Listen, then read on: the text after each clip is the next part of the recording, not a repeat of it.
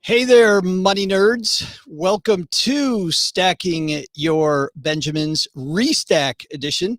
I'm Joe Salcihi, Average Joe Money on Twitter, and we have a fantastic event for you tonight. I am super excited.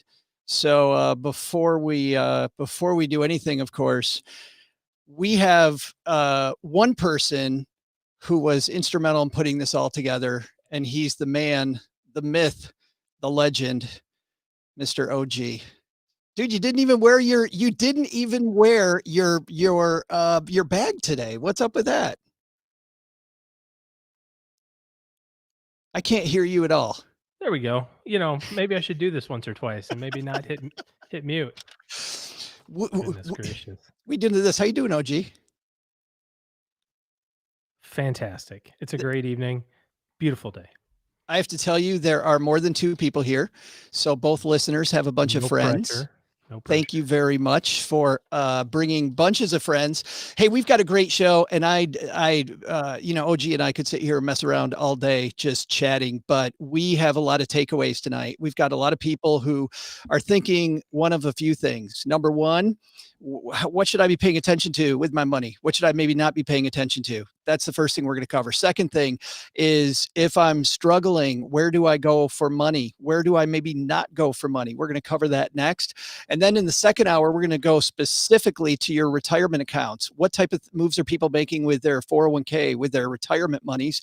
And then we're going to talk about asset allocation, about diversifying your investments. So, OG, you ready to do all that? Or should we bring in some reinforcements? I'm pretty optimistic, but let's do reinforcements just to be safe. Maybe have some reinforcements. A few rules of the road, guys, before we get going here that I want to cover. Number one, we have 8 people bringing you this event tonight from all over the United States. Technology at some point is going to be an issue. I have no idea when it's going to happen. I don't know how it's going to happen, but it will be. So just hang with us if for some reason technology bites us. So that's number one. Number two, questions. Ask bunches of questions. We're going to take as many as we can. Unfortunately, we have a really packed schedule, but we're going to pick as many out as we can. Our guests are great at taking your questions. They're all experts at what they do, and they are willing and able to get to as many of those as we can in the next 2 hours. The third thing is, we have these guests on, OG, and I always get books to prepare. And I just can't keep them all. So we're going to give some of these books away. One of my favorite, my favorite book that is a novel about finance, The Cash Machine. We're going to give this away. We're also going to give away a great guest was Romy Neustadt. Romy Neustadt says you can have it all, but not at the same damn time. And nice. This is a fantastic motivational book. OG tells his kids that all the time. No, I tell them they can have nothing. They can have nothing all the time. That's what I tell them. Nothing, and you'll like it. They might be watching. I don't know. They're pretty impressed that Dad's a YouTube star. And then this is a time too, OG, that we know that giving is really important.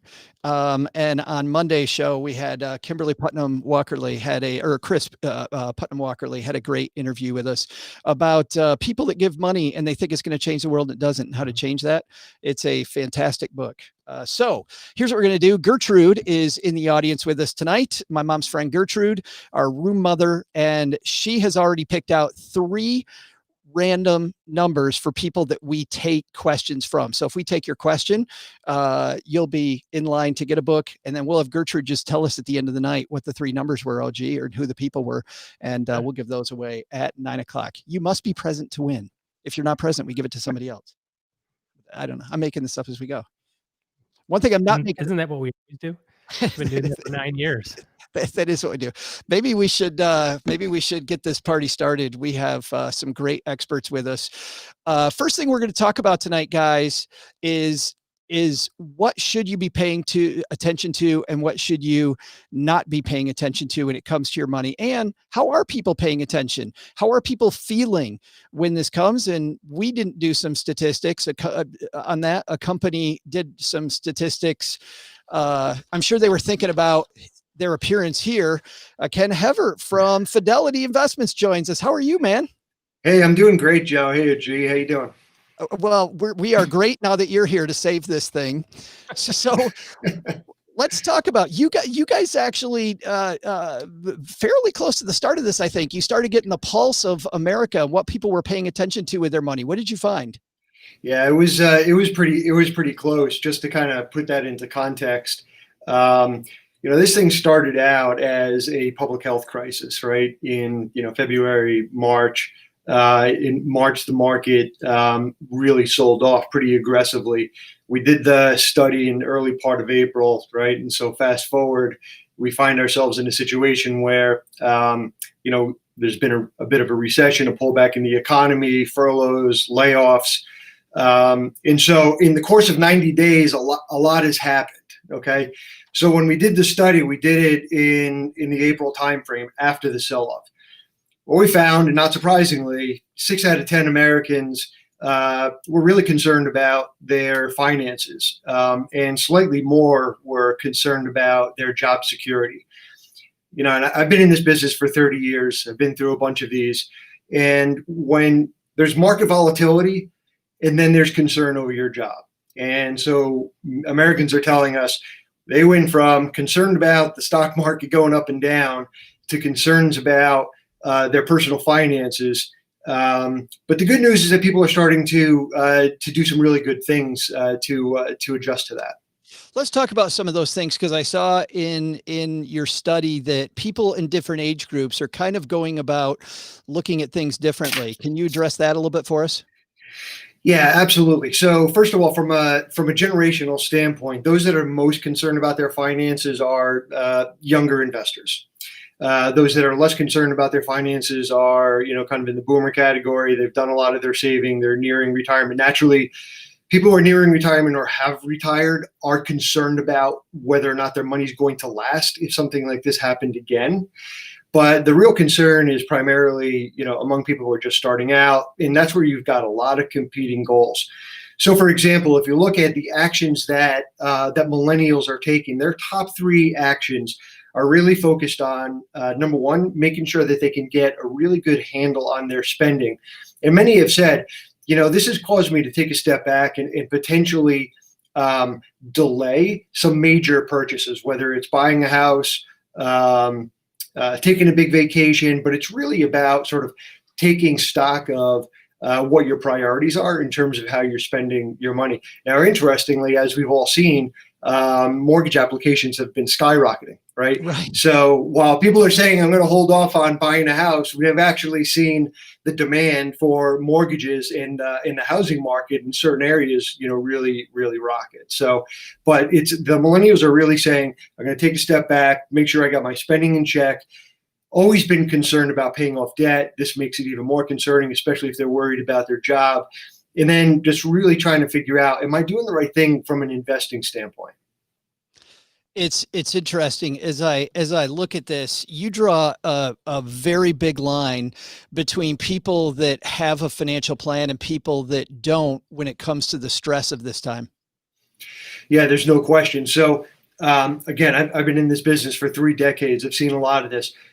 If you go back to the 2008 crisis, I believe maybe 1 out of 4 people said that they had a financial plan. Now, 50% or more say they have a financial plan. So that's huge in and of itself. Having a plan for short-term goals, intermediary goals, long-term goals is huge. The people who have a plan, number one, they have greater peace of mind. They're more likely to have an emergency fund. They're more likely to only make some tweaks to their portfolio, less likely to pull out of the market, more likely to feel comfortable putting new money into the market. So having a plan really has created much more confidence for many more Americans than if you go back 10 years ago. This means it's funny, OG, you and I talk about that weekly meeting with everybody involved. If it's you and your spouse, you and your friend, right, whoever your planning partner is, it seems like based on what Ken's saying, those are more important than ever today. Well, I think when, like he said, when you're thinking about spending and when you're thinking about what's going on or what was going on anyway in April, you're looking at it from the perspective of everything counts.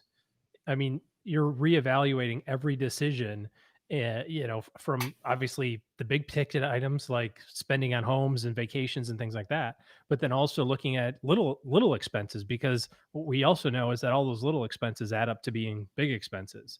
And when things aren't going well, kind of everything's on the table. Yeah, Ken? Yeah. So, I think to that point, looking at all of your expenses, large ones, little ones, ultimately is what put people in a position to get after, like, probably the top two things they said they want to make sure that they can address and that they are taking action against. Number one, it's making sure that they've got an emergency fund, right? So, those small expenditures, the nice to haves, all of those things that you kind of, go after when times are great and you're not worried about, job security, whatever. Those are the types of, dollars that you can put into an emergency fund. And oftentimes when we talk about emergency fund planning from a financial planning standpoint, I think the numbers that come out are really daunting, right? We talk about 3 to 6 months worth of living expenses. That's a lot of money. It is not, inexpensive to live these days. But, we firmly believe that even just having some money aside for the unexpected really helps people feel a lot more confident. This is a time, you're saying, that when flexibility, really having the ability to be flexible and move is going to be really important.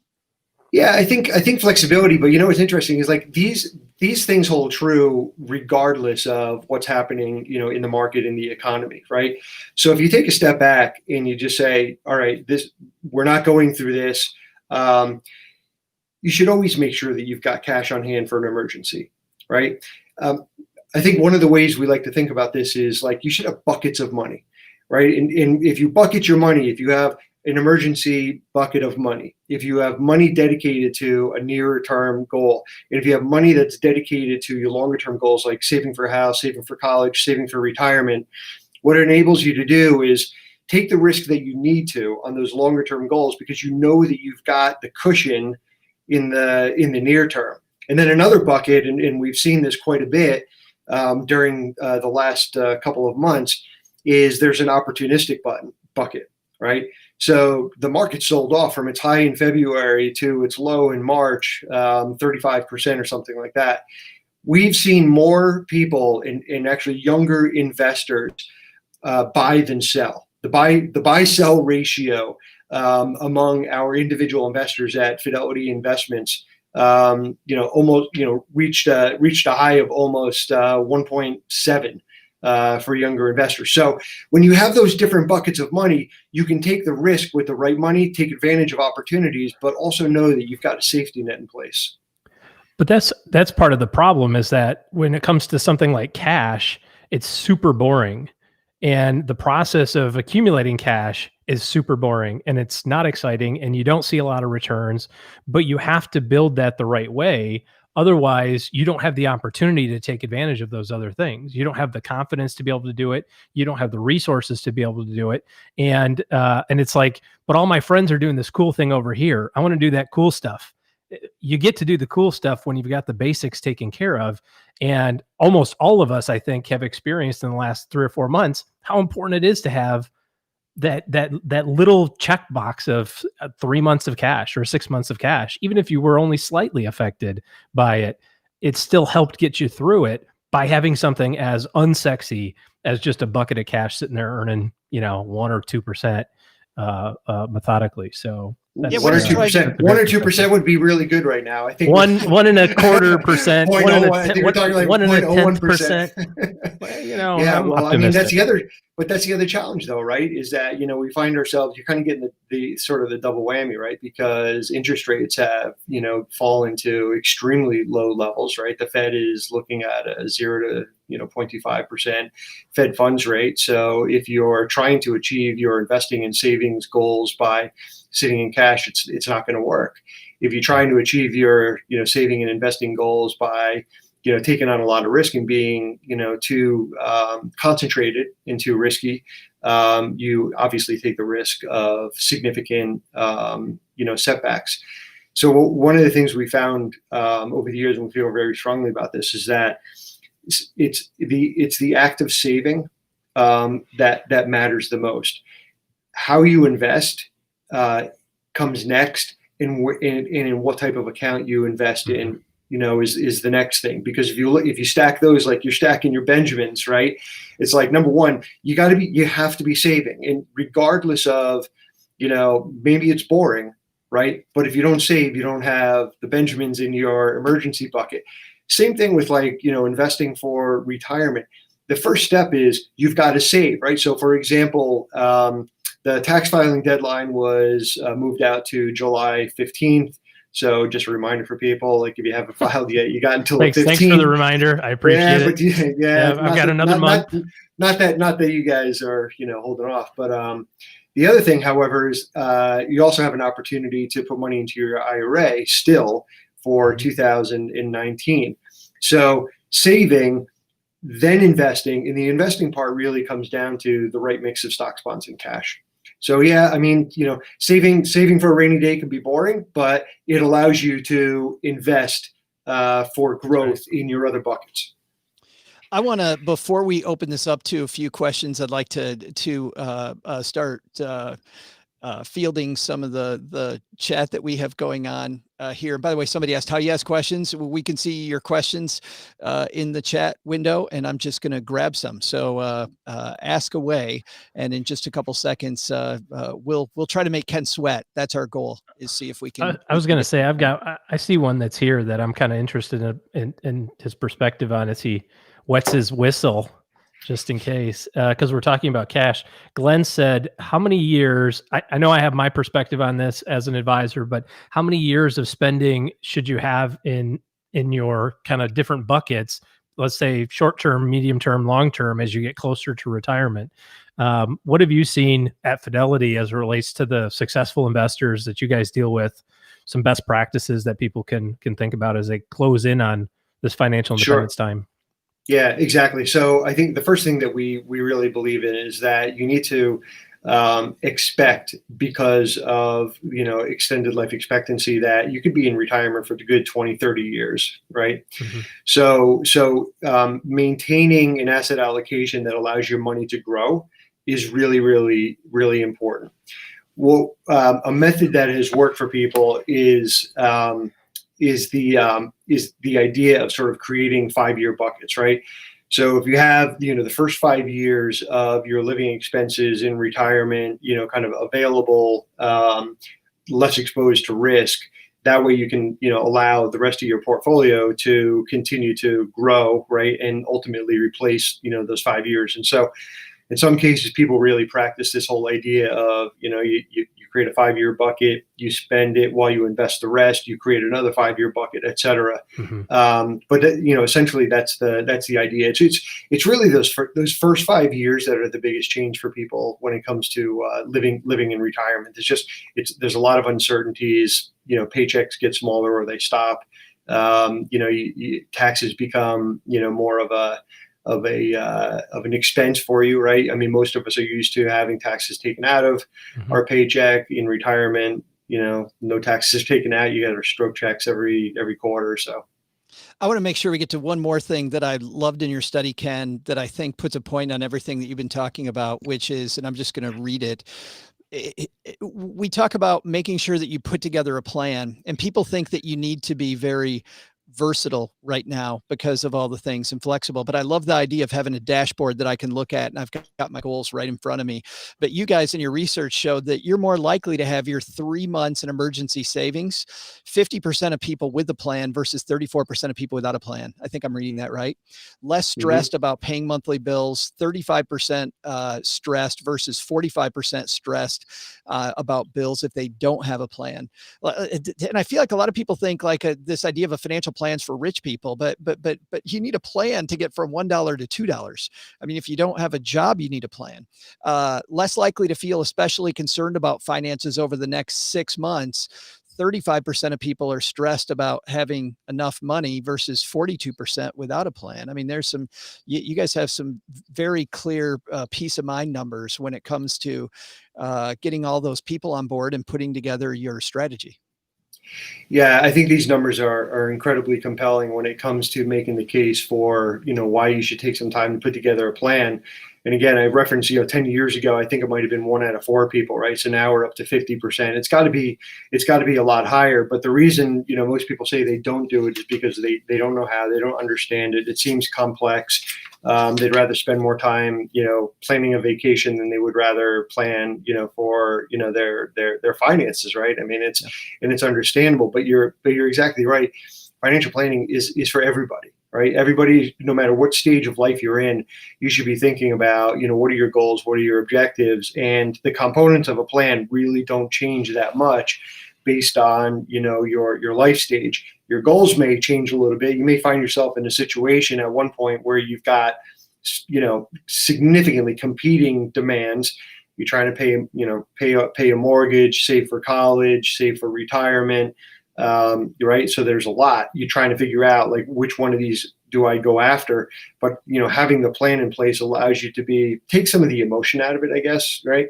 Yep. The plan takes the emotion out, and the plan takes the guesswork out, and they're pretty straightforward. I don't know if you guys looked at this question here from Money Saver. Are people really keeping to their plan? Any demographics on who's sticking to the plan and who's just chucking it? There's no difference by demographic. What we are finding is that people who have a plan are sticking with the plan, and what we're going through now, just like what we went through in 2008, is provoking more people to say, that's one of the things I'm going to do. It may not be the number one thing, but it's certainly among, the top 5 things people say they're going to do is to, finally put a plan together so that they have a better handle on, where their money is going, why they don't feel like they're saving enough, et cetera. But listen, everybody's situation is really different. Oftentimes, the questions I get all the time are, hey, is now a good time to put money into the stock market? Or, I've got some money, what should I invest it in? I mean, it always comes back to, when do you need the money? How much risk are you willing to take, in that money? And do you have a plan that addresses the other goals that you have? This idea of when you need the money, I think, solves a lot. OG, we've talked about this on the show. Back when I was a financial planner, people would just say, I want more. And if you say you want more, you start chasing things. But when you know exactly when you need $1, it's much easier to choose the right place for that money so that it's more likely to grow to meet the goal. And I think the other thing that I like about the commentary about having some kind of plan about this is that it gives you like this disinterested third party that you can blame everything on. Oh, I'd love to, but the plan says I can't. And it doesn't have to be something complicated. Our good friend Carl Richards, right, wrote the 1-page financial plan book. It can be on a notebook page, or you can go get a 200-page one. It doesn't have to be complicated. You just want to kind of spend your money in advance and tell it what to do, as opposed to you just letting it happen. Which I think is ultimately the message here, which is good. This is actually funny. So Mom's basement here is a walkout basement, and I just have to say that on the patio right here, I wish I could turn my computer, there's a deer staring in the window.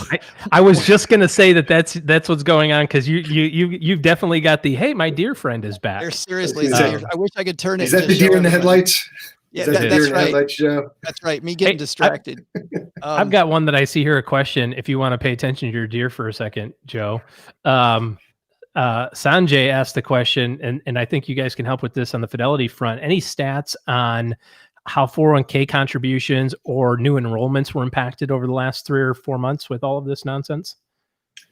That is a terrific question. We've actually seen 401k contributions increase significantly year over year. Excellent. And so, I think that the message is getting out loud and clear that if you have access to an employer-based savings plan, and especially if the employer is offering some type of match. Now, I know that in times like this, some employers are making the decision, right, in order to continue to, operate, to pull back on matches. But people really see the value in number one, automatic investing. Number two, if you get a match, it's great. But also the ability to grow that money on a tax deferred compounded basis, and the ability to, over that time horizon, take a little more risk, with your portfolio, not concentrated, but in a more diversified way. But yeah, we've seen the contributions increase meaningfully year over year. Wow, good news. Ken, thanks a ton. We're going to bring Ken back here in just a few minutes to answer questions, but we want to move on to another big issue that people have, which is there are a lot of people, OG, when you look at employment right now, really, there's a lot of people hurting and wondering where they go for money. And so we want to make sure that we address that. And we have the woman here to do that for us from TIAA, Director of Personal Finance. It's our friend, Shelly-Anne. How are you? I'm wonderful. How are you this evening? I'm so glad that you could join us, because you've seen just how many people, the statistics as much as we have, Shelly. This is a bad time for a lot of people. This is a really challenging time for a lot of people. They're seeing their incomes go down. Some people are being laid off. You have a lot of people that are seeing furloughs or just general reduction in their income because, like you said earlier, the employers need to be able to continue to run their businesses. Let's start off specifically because there's a lot of government programs out there. People are confused by what's going on with the CARES Act. Kind of walk us through some of the programs that are available for people if they need some help right now. Well, I know that many of your listeners probably have heard already about the stimulus payments and also the expanded unemployment benefits. So I kind of really wanted to talk this evening about another temporary provision that the government has given us with the CARE Acts, where you can actually get some money from your retirement accounts. And these provisions, they are very intriguing. And so some people may feel like this is the definite thing that they want to do right away. One temporary provision is that you can take up to $100,000 from your employer-sponsored retirement plan as a withdrawal. And the other provision is that you may be able to also take out up to $100,000 of a loan from your retirement-sponsored plan. And the withdrawal provision that I spoke about earlier, you can also take that from your IRA as well.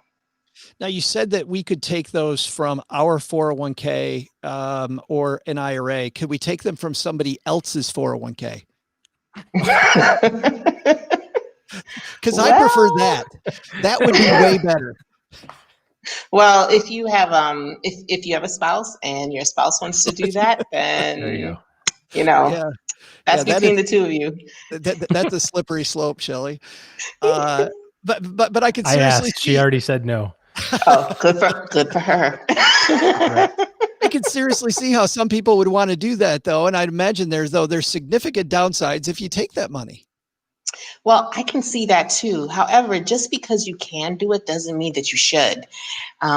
There's a lot of things you need to think about. First of all, taking money from your retirement plan, whether it's through a distribution or from a loan, if you don't repay that, then that's money that has come out of your retirement plan. And that money is no longer working towards you meeting your retirement goal.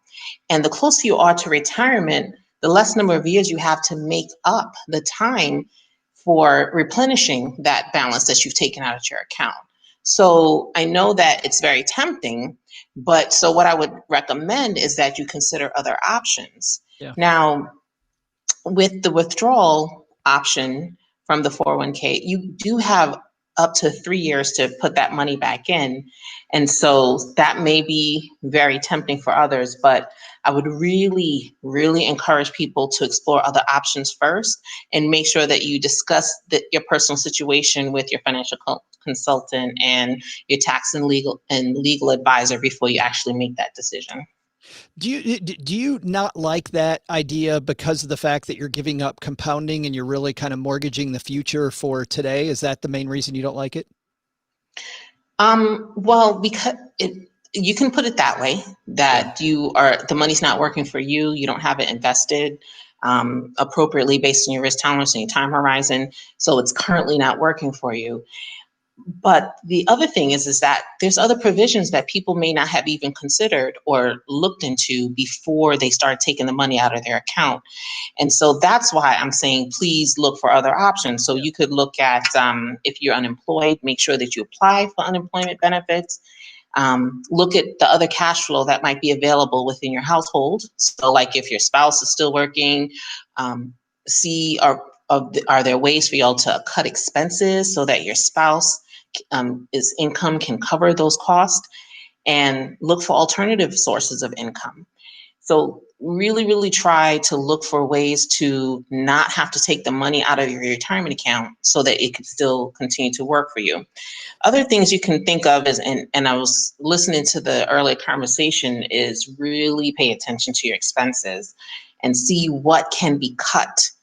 Because think about it, if you take the money out of your retirement account and you haven't even really tried to reduce your expenses, you're really impacting your retirement goal. And the one thing you can borrow for a lot of things, but you cannot borrow to retire. Yeah, no, that's, I keep trying to tell my kids that I can't borrow to retire, or I'm just living at your house, kids. Right. Hopefully they'll let you live at their house. I definitely want to walk through these just a little bit more, but because I like all those ideas. I find that in financial planning, people look at cutting expenses, but you talk about maybe trying to find other sources of income. This might be actually a blessing in disguise for some people, Shelly, to actually look for other ways to make money or create multiple streams of income, maybe start a side business. Exactly. A lot of people, and you hear a lot of different things that people are doing. We're very creative people of ways to earn additional income. And I saw, I didn't catch the name, but I did see someone talking about they were a door dasher. Oh yeah. So that's, people are finding different ways to use the resources that they have or their skill set to earn additional money. Some people's hobbies can become money makers, doing flower arrangements, or you might be good at work, dogs, being a dog walker, or you like gardening, but your neighbor, and you have plenty of neighbors who really don't. There's a lot of different skill sets that you might have that you can turn into making additional cash that would save you from having to go into your retirement account to cover some expenses. Rosie here has the best last name ever. Her name's Rosie Stacking Benjamins. Imagine that. And it's our long lost cousin, Rosie. My husband started a side gig during this time of buying broken mowers and other equipment, fixing and reselling, generate new revenue streams. I mean, that's super. That is a perfect example. Perfect example. Okay. Let's talk about people though, Shelly, that are out of work and maybe have some debt, right? What's their recourse? Well, if you have debt, I want you to be aware of a few points. One, do not be afraid to contact the companies that you owe. So contact your mortgage company, your credit card company. Even you might have some medical debts, contact the medical providers and talk to them about your current situation. A lot of these organizations and companies are giving people a lot of room and helping them make payment plans or deferring payment plans because of the situation that we're in right now. So please, that's the first thing. Just pick up the phone, give them a call, say, this is my situation. What are my options? And a lot of companies are doing that right now. So definitely that's the first step. And whatever you agree to, whatever payment plan or deferral, it's extremely important that you stick to that. Make that minimum payment because you need to protect your credit.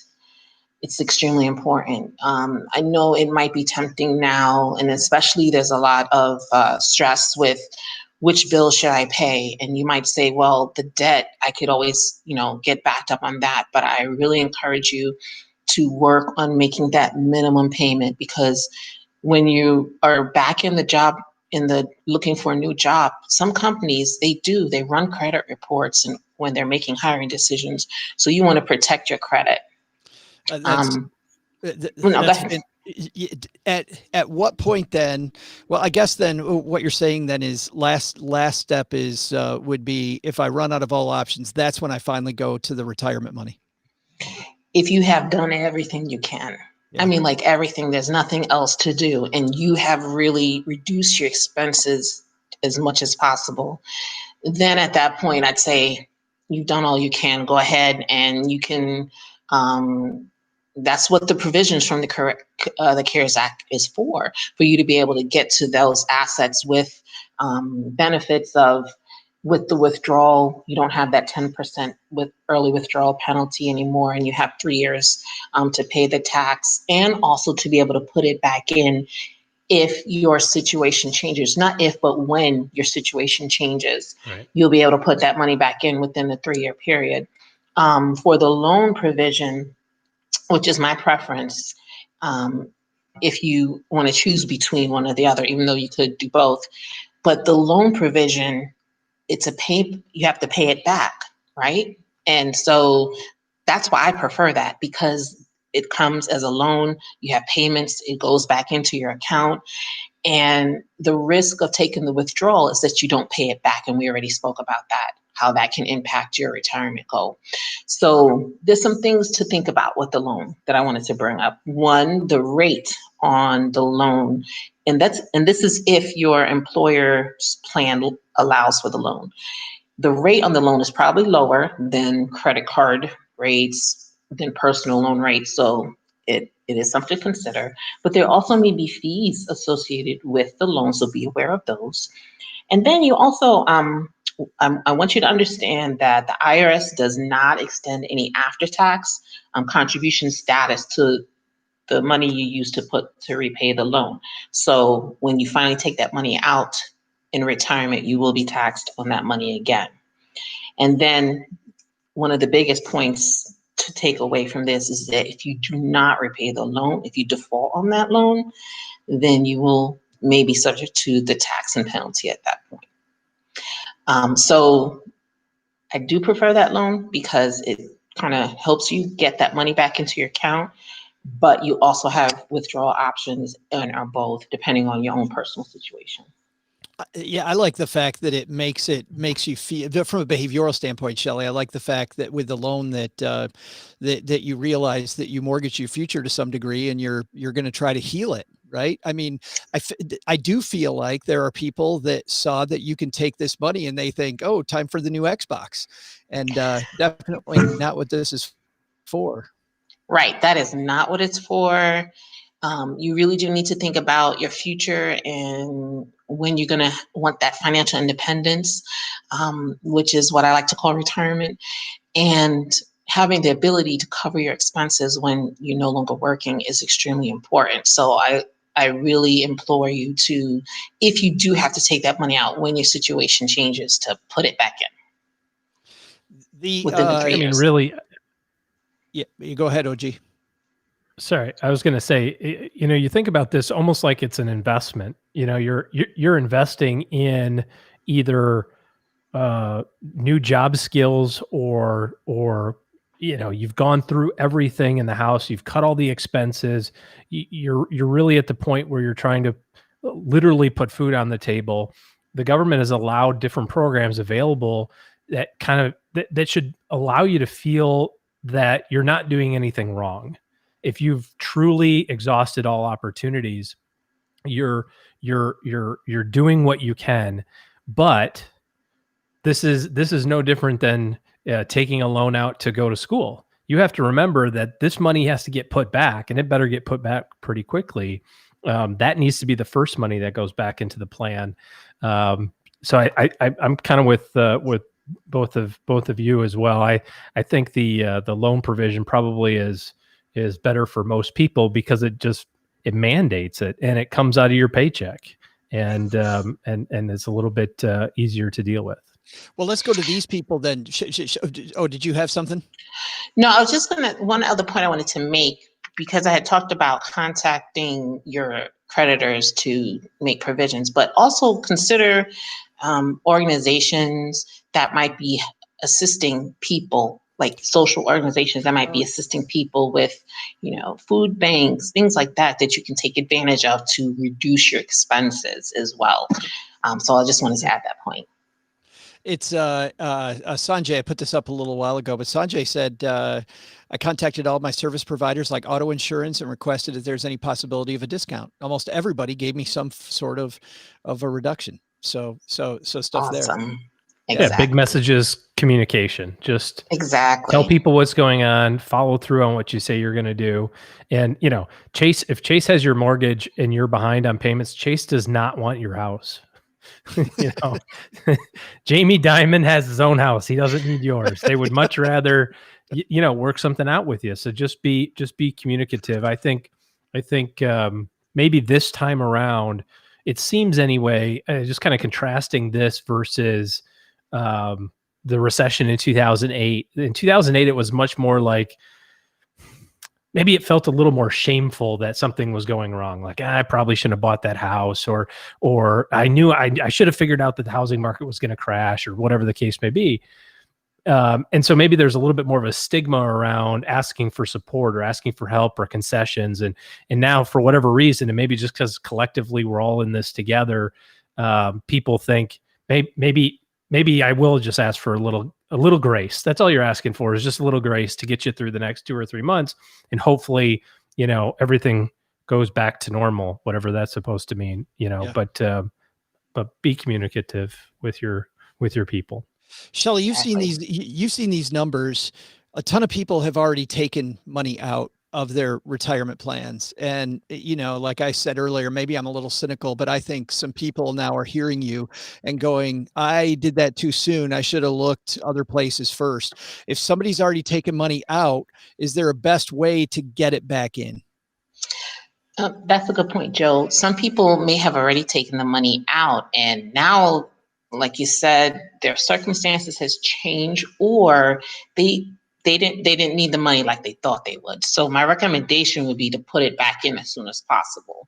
I know that the provision gives you 3 years to put it back in, or you're in a loan situation. A lot of companies allow you to pay that loan back sooner than the payment period. So put it back in as soon as possible, because we talked about it earlier. We want that money working for you. You want that money in your investment, in this investment, so that it can be growing to help you meet that retirement goal. So it's really that simple. Just get it back in there ASAP. Contact your employer or the company if you took the money out of IRA, or the company that holds your IRA, and ask, how do I get the money back in? You might already know. Just go right ahead, pull the trigger, put it back as soon as possible. But you're going to have some people, Shelley, that want to play this game, right? They took the money out right as the market collapsed. They took it out at the bad moment because they thought, heck, the whole market's going to hell, so I might as well take it and use it for stuff today. Now, as you know, the market's marched back a ton. What do you say to those people that go, maybe I'll wait for it to go back down? Well, please don't do that. Well, and the reason is no. She's being nice. The answer is no. And the reason is that's really called market timing, and you don't want to market time, because when you do market time, you have to be right twice. You have to be right when you take it in, when you put it in, and when you take it out. And it's really not market timing, it's really time in the market. So you want to make sure that you put it in and let that money grow for you. Remember, retirement is basically long-term goal for most people. And even when you're at retirement, a lot of your retirement assets still need to be in some long-term investments. So just go ahead, put it back in, and let your investments do the work for you. You're not just putting it in, like y'all talked about earlier. You want to have a diversified portfolio. So you're putting it in that diversified portfolio that you've set up based on your risk tolerance and that time horizon. So don't wait. Don't try to time the market. Just go ahead, get it back in, working to help you be able to meet your retirement goal. You know how OG said that Chase doesn't want your house. I like what George says here, though. He said, but they will chase you, though, for the payment. Hold on. Can you hear this? No. Hold on. Can you hear that? Here it is. Yeah. Yep. You're welcome. Joe's got a new toy, everybody. I got this new toy. What else? Hey. What else does it do? Go. We should have done that when you were talking about taking money out, Shelly. Don't take the money out. Please don't do it. That's the one thing. Well, I mean, if you have to, we talked about that. You're at this is your last option. But as soon as that situation changes, put it back in. We've got a few minutes. I want to answer a few more of these. I want to go back to one that I think Deanna's here with us. I saw her. She said, to take money out, don't you have to be directly impacted by COVID-19 to do the withdrawal without penalty? It seems to me, Shelly, that, it'd be fairly easy to say I was impacted by COVID-19. Well, part of the impact is that you or your spouse actually have the virus, but it also could be that you were laid off, you were furloughed, your income was reduced. So that is also considered to be impacted because of the virus. So it's not just that you got the virus. It could have been that you had some kind of financial impact primarily from job loss or job reduction that meets the eligibility requirements as well. Gotcha. I'm looking, I had another one that was way back here when we were talking to Ken that I thought was perfect for you, Shelly. But there's 45 minutes of comments on the YouTube chat, so it's hard to find. Alana had one that said, would it be more advantageous to pay down a mortgage refinance to get rid of PMI or continue funding a brokerage account during this time? So if we're not sure where our next money's coming from, Shelly, which one of those options do you like better, paying down debt or keeping money in a cash spot? Well, I wouldn't call brokerage necessarily cash spot unless it's in a cash investment within the brokerage account. So if that money is your emergency money, it's your cash reserve, then go ahead and keep it there. But if it's money that you're investing for an additional goal, what is that goal? And is that goal a higher priority than paying off your mortgage? And so let's say that goal is to, help pay for your daughter's wedding. Is that a higher priority than, paying down your mortgage quicker? Because the PMI, that money is not really going towards you or going towards paying down your debt. That's insurance that you're paying for the lender. So if that goal is not more important than paying off your mortgage, then it probably does make sense to go ahead and refinance to get rid of that PMI. George talked about another way to make income, and I'm wondering between Shelly, both you and OG, what about boosting your income with higher dividend paying stocks? So talking about people that might have a portfolio like AT&T, Verizon, different companies like that. OG? Well, I was going to say, go ahead. Shelly's like, I don't want this one. You handle for it. The other person. Rock, paper, scissors for it. Well, go ahead, OG, if you want, but I'll add to it if you want. Well, sure. Here's my perspective on it. I think that ultimately people look at dividends and forget that that's just a repayment of profits of the organization. And if you're a shareholder of a company, you could, or a controlling person of a company, and you make profits in your organization, you've got to decide what to do with those profits. And sometimes companies will put that money back into the organization in order to convert it to future earnings down the line. And sometimes they'll issue that profit as a dividend. And what we see sometimes, I can't say all the time, but a lot of times, is that companies that have traditionally a higher dividend will maybe have a lower growth rate because they're not reinvesting as much of their profits back into growing the organization. Whereas a company that has maybe a lower dividend may have a higher capital appreciation. So I personally think that if you add up all the return of the S&P and say dividends plus capital gains, it doesn't matter where you take the money from. If you take it from your capital gains, fine. If you have stocks that pay high dividends, fine. It's all the same return. That's kind of my perspective on the matter. Go ahead. Sorry, Joe. No, after you. No, I was going to say that it's a very individualized, personal question, and I really like the way OG handled that question. I feel like people really need to look at their individual circumstance and determine, the retirement income planning options are vast and many, and that is not what we would call one of those guaranteed income options that you really should make sure that you have enough to cover your non-discretionary expenses from.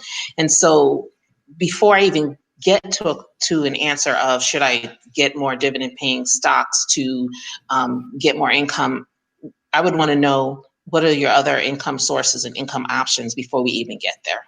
Yeah. We just brought Ken back. Ken, welcome back to the show. Ken, Thank by you. the way, people have been talking, and I was talking about this yesterday with you, Shelly, about how awesome the artwork is behind you. But what people don't know is that Ken also has a guitar behind him, and he's promised that right after 9 o'clock, he's going to do a guitar solo for us. So, no? Guitar solo, anything you guys want to hear, right? Maybe we can start the chat with the guests and what they want to hear. If this goes bad, we'll just start. Truth be told, I'm a drummer who's learning how to play guitar while I'm working from home. So all I do is I turn I'm literally sitting on a drum stool right now because I find it to be the most comfortable in my work from home office. So all I got to do is turn around, pick up my guitar, and I'm working on that. You can tell. But yeah. Go ahead. I was just going to say, like, interesting conversation around, like the dividend question, and I think all the perspectives you guys shared is great. I mean, our simple perspective is if your goal is to build wealth over time, reinvest the dividends, right? Let them go back in, right? It's a great way to build more shares, build more leverage, build wealth. If you're looking for cash flow, dividend generating stocks is an option for you, right? And so I think that it's kind of a simple rule of thumb to add to what both Shelly and OG were saying. Shelly, one more thing here, and Ken, I don't know if you want to weigh in on this also, but Kara had a point, which is she talked about the mortgage forbearance that we've heard a lot about. That there's a provision where you can have mortgage forbearance 3 months added to the loan. And actually, Kara, it isn't to the end of the loan. My understanding is you may have to pay it back right away. But she says, seems like a bad idea to inform my credit union I've been laid off, so I haven't applied for this. I have several months savings. You guys agree that the mortgage forbearance thing is also last case? Shelly, what do you think? If you have the money to pay your debts, I would say absolutely don't forbear. Go ahead and do them as your mortgages, because in all the forbearance options, that interest is still growing on the account for your mortgages. So you definitely want to continue making the payments if you have like you said, because I'm reading it here, you have several months of savings. So you definitely want to continue making those payments if you can afford to make them. Ken, about 500 people just said this. Of course. I thought they would have said more cowbell. There you go. More cowbell. That'll be my part of the when we have the Stacking Benjamins band. I'll be the cowbell guy. Yeah. Let's talk about resources that both of you guys have available in the last 5 minutes that we have here. Ken, since you were up first, let's talk about Fidelity, and maybe you guys have some resources that can help people. Sure. Well, I was scanning, people's questions, and I would say, like, one of the first things is that you should never hesitate to pick up the phone and call an advisor, right? I mean, at Fidelity, you don't have to have an account with us. You don't have to have investments with us. You don't have to have a 401k.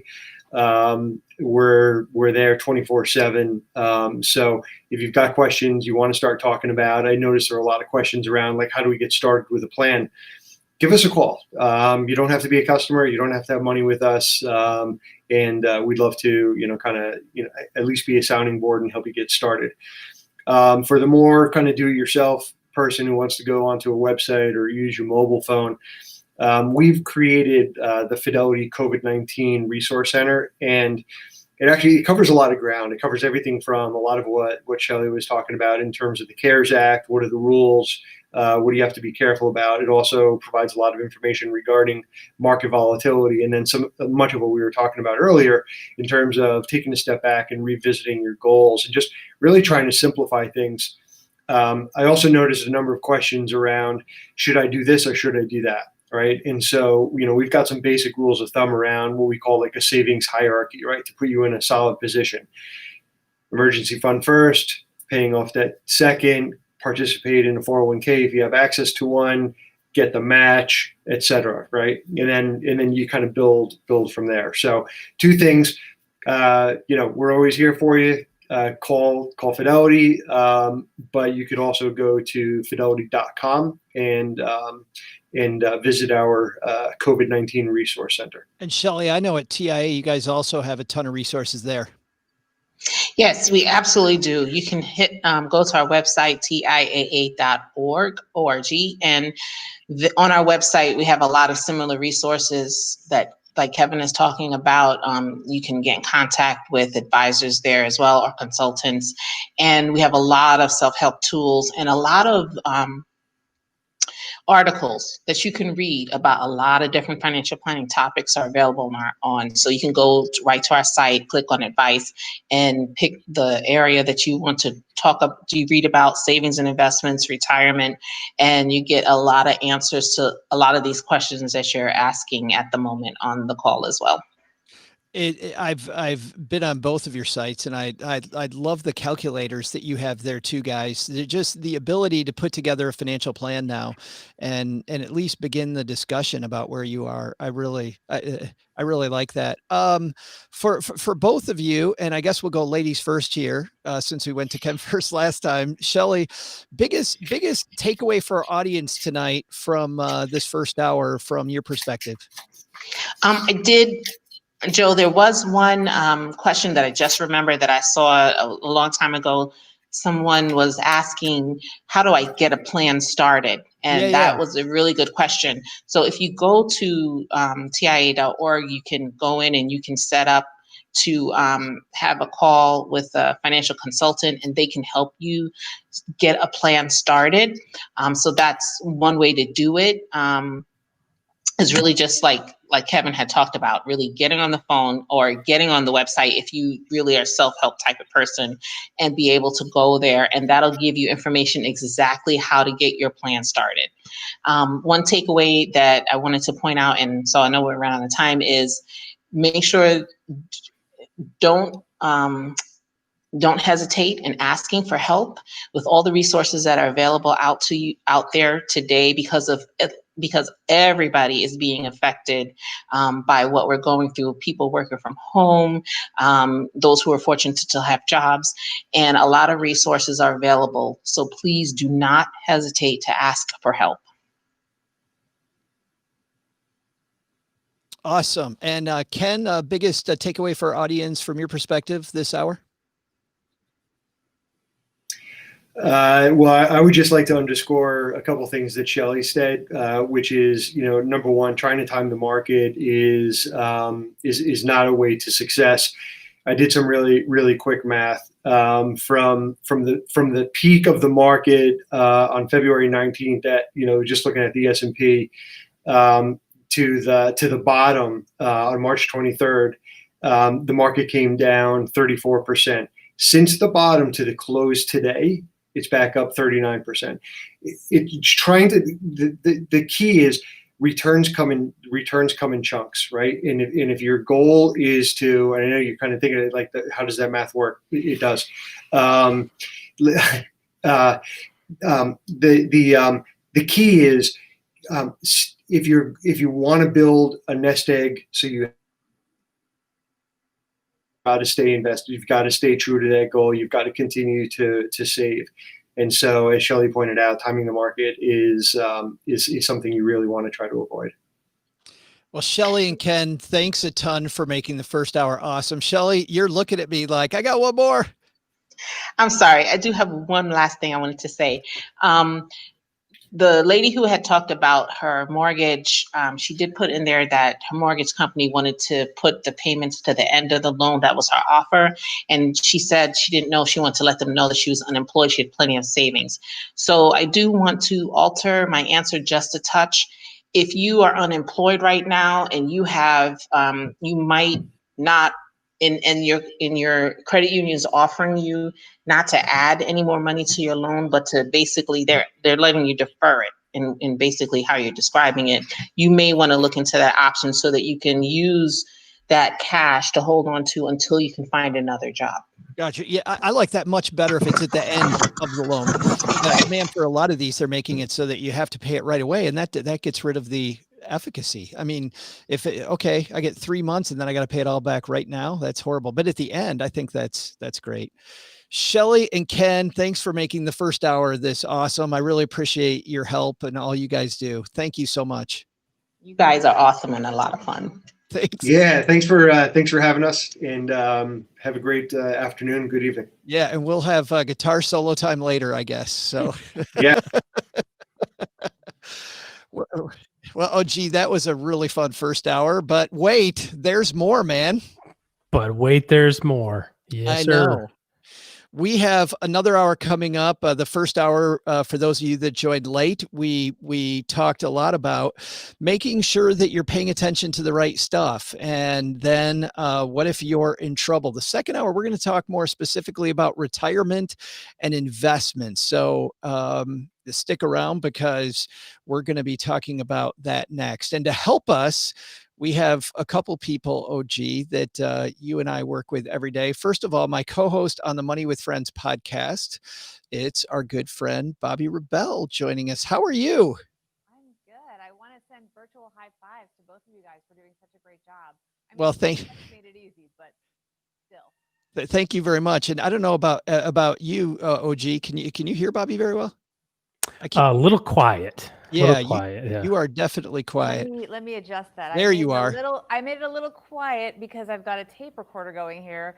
We always have a lot of checks and balances here, so I wanted to make sure that it didn't pick up any extra noise. So I want to know, is it really a tape recorder? Myself. Yeah. You can tell how old we are when Bobbi says tape recorder. Joe's mom sent it to me. They were cleaning up. It's like that meme that has a cassette tape and a pencil. Yeah, and it says, if you know what to do with these two things. Yep. That's how we do it here. Yep. That's right. Bobbi, you and I do the Money with Friends podcast. For people that don't know that show that we do, do you want to do the honors and explain to people about our show over there? Yeah, we do the show 6 days a week. It's Joe and I a couple days a week, but we also have a whole cast of thought leaders that represent different points of view and come at the news in different ways. And every show we discuss something money related that is topical, and we do it similar to the way that we're recording this show with a live audience, comments, questions that we take, and it's a lot of fun. Yeah, it is. It's a ton of fun. And because we have people from very diverse backgrounds and starting points, every show is something completely different, which makes it a good time. And speaking of different, a guy that's just a horrible segue. the host of the Earn and Invest podcast, Doc G, is here. How are you, man? Hey, I'm doing great. I know I'm bullying you all over right now by wearing a collared shirt. Joe makes fun of my t-shirts all the time. I was so surprised when I saw you in a collared shirt. I thought the world was ending. Yeah, that's why I'm bathed in light, as you can see here, too, to give that collared shirt the aura that it requires. I tried to wear a tuxedo, but Joe wouldn't let me. All you need now is a halo. That's all you need now. You just can't see it. It's up here somewhere. So it's funny, both of your shows, guys, are kind of offshoots of pieces of the Stacking Benjamin show. Money with Friends kind of takes our headlines, and that's what we do all the time on Money with Friends. Earn and Invest, for people that like our Friday roundtable, your show is half the time, once a week, Doc, is roundtables. Yeah, we like the deep dive, which means diverse conversations with multiple panelists. And so we really like to take one idea and look at it from a bunch of different sides. So it ends up being a really fun conversation and hopefully introduces topics in a different way than people are expecting. Awesome. Well, OG and I are going to hand over the reins to you for hour number 2. We'll be back at the end, all 4 of us together, to talk about our wrap up. But guys, have fun with our guest in the second hour. Bobbi, I love how we're getting rid of the old fogies so that you and I can now talk about retirement. I feel like they've handed us the candy store, and now what will really happen? I don't know. Yeah. Well, actually, no, we have amazing guests. We have Josh Dietch is coming on first, and we're going to, I'll just sneak peek, we're going to have also Christine Benz is on, who's with Morningstar. So let's first get to Josh, though. Can we bring him on? Well, Joe. Well, you know what's funny is, for some reason backstage, I don't see Josh anymore. Josh was here, okay, and now we don't see. Here he comes. He's coming back. We knew that technology was going to get us a little bit here. Here he is. All right, and here's Josh. Hey, Josh, welcome. Oh, we don't hear you, I don't think. We are seeing you, but we're not hearing you. And I think, were we set up? I don't know about this, Doc G. I was about to say, the first hour went way too smooth for us all of a sudden to have technical difficulties. I know Joe just wants to make sure he looks good. Exactly. Let's see if we can get Josh's microphone going. Let's give him a moment. Okay. No, we're still not hearing you. And as he's getting settled, it's an interesting idea of talking about retirement right now while we're really concentrated on getting through the beginnings of what we think could be a more long-term recession. Retirement isn't always the first thing on our mind, but maybe it should be. I think that it should always be in our minds. And I think it was interesting earlier that Ken was talking about the fact that the millennials were the ones that seem to be the most concerned about the long-term investment outlook versus the people that were closer to retirement. I'm actually really impressed, because I have to tell you, when I was first getting into the workplace, yep, we hear you now. It was not the first thing on my mind. Exactly. Yeah. I mean, I am happy that I put anything in my retirement savings account in my first job at CNBC back then, and I didn't really understand what it was about. We have Josh Dietch. Now, are we saying your last name correctly, Josh? I've been called worse. Okay. Tell us how we say your last name. It's Dietch, and I wouldn't have said anything, but I saw one of my parents' names scroll on the public listing. Oh my goodness. Well, welcome. And how wonderful to have them with us. So let's do a few humble brags for you. You're a vice president at T. Rowe Price. You're the group manager for the retirement thought leadership with global brand marketing. And you lead a team of researchers and writers who create retirement thought leadership, workplace retirement, intermediate, institutional businesses, and so on. What we're excited to talk to you about is the data that you have and all the analytics that you have that are going to tell us sort of what is actually happening. Because in the first hour, we were talking with Shelly and with Ken about their advice, how to deal with what's going on and what people should be doing. Now we're going to find out what people actually are doing, because you've done a lot of research on this. We kind of headlined this segment, my friends, retirement savings behavior, the good, the bad, and the ugly. So tell us what you have found, our friend Josh. So it's kind of interesting. We heard in the first hour, a lot of people are facing challenges. It is, we're someplace where many of us have never been before. I mean, I've been through 3 or 4 significant market downturns in my career. And this is the first time I'm worried, about the value of my human capital, AKA my job, and my health. It's different. And so, we do have some markers to look back to, most, recently the global financial crisis. So we do see, a little bit of mixed signals so far, because the people that we primarily deal with are in retirement plans. So if you're already in a retirement plan, you are better off than most to begin with, because you are actually saving for retirement. That's a good thing. And, you know, COVID comes along and, you know, Congress like very swiftly acts. And the woman from TIAA, you know, spoke about, you know, the CARES provisions. And so, you know, there's a couple of ways of looking at this. You know, the first thing you would think is, well, are people not saving? And by and large, what we've seen is that among the 2 million or so participants that we record keep, less than 3% to date have stopped contributing to their retirement plans. So that would, you know, sort of include people that lost their jobs or people that, you know, maybe had some sort of financial difficulty in their house, that, you know, they just had to, you know, sort of tighten the reins and needed to put, you know, that money to other use. We have seen cumulatively, though, roughly 5% have decreased their savings. So they are still in a position to save, but they sort of had to pull back. The next thing that you sort of want to take a look at is, what have they done with their investments? Because we know, going back to the global financial crisis, roughly 20% of people, we do an annual like retirement and savings survey. We asked them just 2 years ago what they recall doing back during the global financial crisis. And roughly 20% said that they either took a loan or a distribution. Well, we also asked them, did you trade from a risky investment like equities to something safer? And roughly, you know, again, about 20%.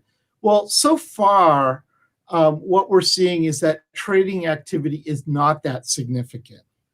But there's some key differences. And the differences are largely a function of how people invest in retirement plans today is markedly different than it was over 10 years ago because of the Pension Protection Act. Nowadays, a majority of, I'm sorry. Go on. I was going to say a majority of people have been defaulted into their plan into a default investment fund in the form of a target date fund. So among those that are solely invested in a target date fund, less than 2% have actually traded over the last 3.5 months. However, if they have no money in a target date fund, that number increases to almost 10%. And that's really concerning for the simple fact, and this point was brought up on the prior segment, those people, we don't know for sure, but they may be trying to time the market. And one of the things, excuse me, that we saw back in the global financial crisis is that those that were most likely to go from, you know, equities to something safer tended to have the largest account balances. So we can sort of posit that they got freaked out by the dollar value of their losses. Like if you've got, you know, $1 million, you know, arguably, if you've got $1 million and you're close to retirement, and as the gentleman from Fidelity pointed out, the market overall went down, the S&P went down 34% at its lowest point year to date. Like that's math even I can do. Like $340,000 is a lot of invested. Whoa, pull back the reins. But it's actually the absolute worst thing to do, because if you have time on your side, what difference does it make? You know, I also wanted to pick up. Oh, go ahead. I wanted to pick up on the idea of what you found with respect to the distributions, because that's another thing that Shelly was talking about, is people taking money out of their accounts. What did you find in terms of the characteristics and the profile of a person that was taking more money out versus less? Yeah, that if we just go with the headline is, you know, basically 3% of our participants have taken a loan or a distribution. But I think that sort of misses the bigger story, which is there are certain sectors of the economy that have been hurt really deeply. And you then look at those sectors versus other sectors, and you see that, there's concentration. And then you look at the behavior of those that are actually having to take those distributions.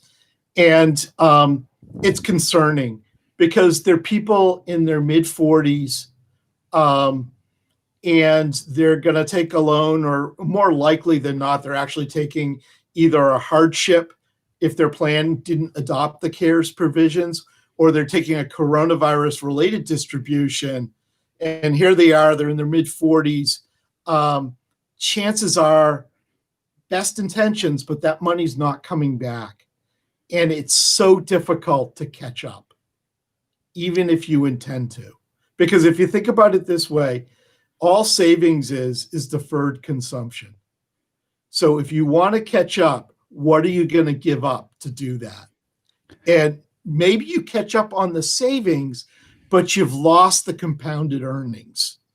Josh, I want to put an exclamation point on that. So you're finding that the extremes, the younger people and the millennials, as well as the baby boomers, are not taking distributions nearly as much as that kind of middle group in their 40s. Yeah, and it's pretty straightforward why. I use myself as a focus group of one, and I'm a little past my mid-40s, but life is never going to be more expensive. You have a house, you have a family, you have a lot of obligations, you have a lifestyle, and it just hits you all at once. On a slightly different note, I saw this. I did some student research on student loan debt recently, and I saw Jaxers like myself who had if they had residual student loan debt, maybe from grad school, they had debts that were following them and expenses that they were moving towards when they were thinking about putting their own kids through school. So life is never more expensive than when you're arguably 40 to the early 50s. We are recording this in front of a live audience here on YouTube, and I do want to take at least one or two questions from our audience before we have to bring in our next guest. We have Sanjay here. He says, apart from compensation, what is the biggest factor, age, gender, et cetera, that has an impact on people's decision to enroll or contribute in a 401k? I'll give you an answer that might be a little different than what you're expecting. If your employer auto enrolls, your employer is the biggest factor because they've made the decision for you. They said it's a good thing to participate in a plan. They said this is a good savings rate to use. And they said this is an appropriate default investment to invest in. So I think for a large segment of the population, their employer made that decision, and then they work to reinforce that it's a good decision. In terms of actual impact, I would say for those who are not, whose employers don't use those Pension Protection Act features like auto enrollment, it's just general financial literacy. I mean, retirement saving for retirement is a grind. Slow and steady is going to win the race. And the sooner you start, I didn't start till I was in my late 20s, and I didn't start saving in earnest till I was in my early 30s. And I regret the decisions I made when I was younger, because I would have had those compounded earnings on the savings. When I first bought my first house, I took a distribution. So those are all missed opportunities. You start early, you win. This idea of automatic enrollment, it's really interesting because it probably also explains some of your other data about variability and about taking distributions too. It seems like a lot of young people today had their money automatically enrolled and so are not really thinking about that as even money that they own, right? We get a lot of young people who say they move jobs and forget to even think about what to do with their 401k. Yeah, in some ways, that's actually a good thing. It would be better if they were cognizant of it and were a little bit more active in managing that. But to the extent that it stays invested over the long run, again, they win. Let's get in one last question from Thomas. Are there any other nudges that research has found are beneficial for people to save more? Yeah, absolutely. So similar to auto enrollment, escalation. Some employers actually set it so that when you're automatically enrolled, you actually increase your savings each year. And the recently passed, there was big legislation passed at the beginning of the year called the Secure Act. But because of coronavirus and CARES, we've all forgotten about it. But the Secure Act actually allowed employers to significantly increase the levels that they could automatically escalate your savings each year to coincide, either with the calendar or salary reviews or whatever sort of milestone you want to focus on.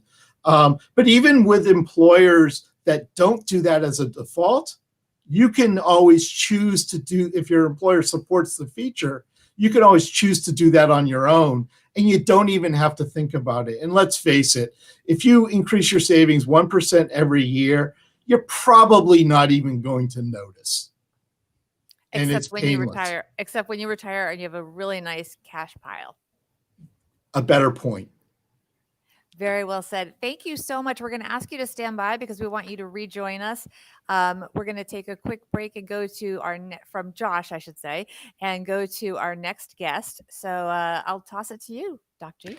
So we are going to be talking about rebalancing and asset allocation with Christine Benz. She is the Director of Personal Finance for Morningstar and a senior columnist for Morningstar.com.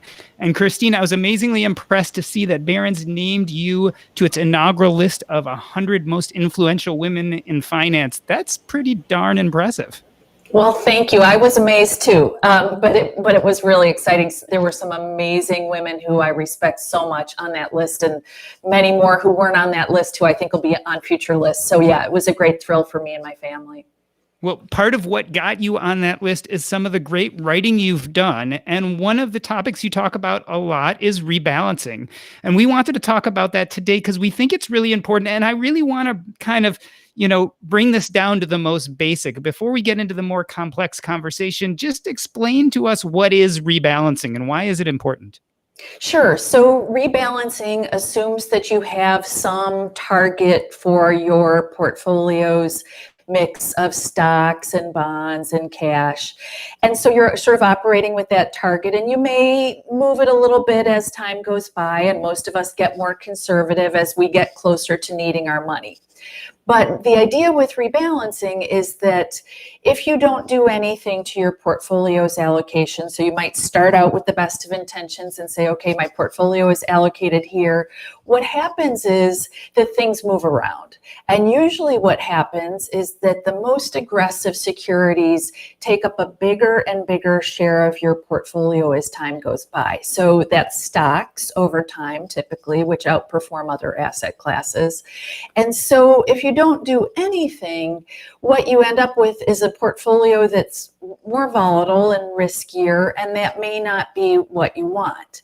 And, it's interesting because the research about rebalancing really points to its main benefit being in the realm of risk reduction. So it won't help you usually on the return front, but it does help take volatility out of your portfolio. And that tends to get more important to us as we get older. Maybe when we're younger, we can tolerate a very equity heavy portfolio. But as we get older, we start to not want things to slosh around, not quite so much. It's interesting that you say that. When we hear people talk about rebalancing, they love to talk about increased returns, or at least that's what they think they're going to be getting out of it. So it's kind of cool to hear you say the other side, which I think is just as important, if not more, is that reducing volatility, especially, I'm sure, as you get closer and closer to retirement, is important. It is. And, it's also important to note that there's just not one kind of rebalancing. The most common type of rebalancing, though, is that if I have this asset allocation target, so a desired mix of stocks and bonds and cash, that type of rebalancing is the type that is most commonly used. And it's also the type that's associated with lowering volatility and maybe even taking the edge off returns a little bit. There are other types of rebalancing. So you can look at your portfolio's investment style exposure. So how much you have in small stocks, how much you have in larger stocks, value versus growth, international versus US. You can do rebalancing at that level.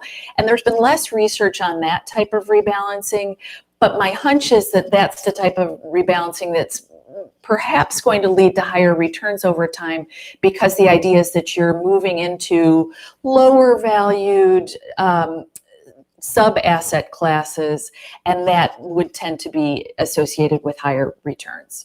What is the best way to actually execute this kind of strategy? Do you have to work with a financial advisor? Is this something that robo-advisors can do well? Good question. And so there are a number of ways to do it. Certainly a financial advisor would have this sort of at the top of the dashboard if he or she is helping you with your financial plan. And the other nice thing about working with a financial advisor is that you would have a customized asset allocation target to start with. So that person would be looking at what you specifically have going on in your life and would be able to help craft an asset allocation framework that really makes sense for your own situation. But certainly robo-advisors do rebalancing like this. And for you as an investor, that works in a very hands-off way. But investors can also do this on their own. So if they are using, sort of a brokerage platform, they can just look at their portfolio's asset allocation. And I like our Morningstar tool, which is called X-ray, for kind of getting a view of your total portfolio's asset allocation. But you could do that and then periodically do that rebalancing yourself. The important point there, though, Bobbi, is that it's really crucial to bear in mind that this isn't necessarily free. So unless you're engaging in rebalancing in tax sheltered accounts, in your 401k, in your IRA, you may incur taxes if you do rebalancing because you're selling your most appreciated securities. So generally speaking, you want to concentrate your rebalancing activities in the accounts where you won't pay taxes as you do your trading. It's an important point. And it's also worth noting, if you own a target date fund, so if you're being super minimalist and just owning a target date fund, that rebalancing happens internally for you, which is another feather in the cap of these all-in-one type products. I was going to sorry, go ahead. I was going to ask you about the timing of rebalancing and when we should do it, but you brought up an important point, especially if you're in a taxable account, there are consequences to rebalancing. Maybe the timing has to do when you're putting more money into those accounts. For instance, if you are contributing to your 401k, that's a good time to start looking at your current balance and if it needs to be changed. That's right. I think for most people, a good once annual review of their portfolios allocations is plenty. And at that same time, you can review your contribution rate. You can check your beneficiary designations, do all that good portfolio hygiene stuff. Less is more when it comes to making changes in your portfolio. As you referenced, Doc, I like the idea of using new contributions to rebalance, and that's a nice tax efficient way to do rebalancing.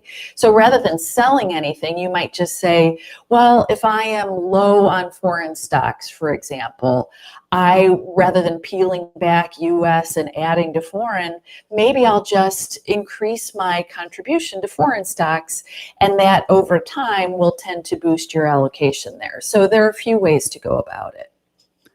Chris was mentioning in our comments this idea of if you do the once a year annual, which you were talking about, should we reconsider rebalancing when crazy things happen, like right now, the pandemic or recession? And I think this is a good general question. is it a good time to rebalance when you're going through unexpected events or during market downturns?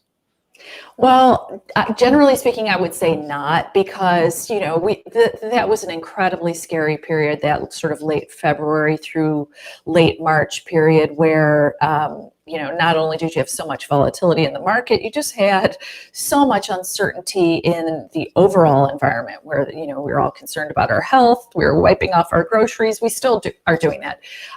So generally speaking, I think it's best to avoid doing rebalancing amid those big market fluctuations. And the really interesting thing is that, generally speaking, portfolios are very slow moving ships.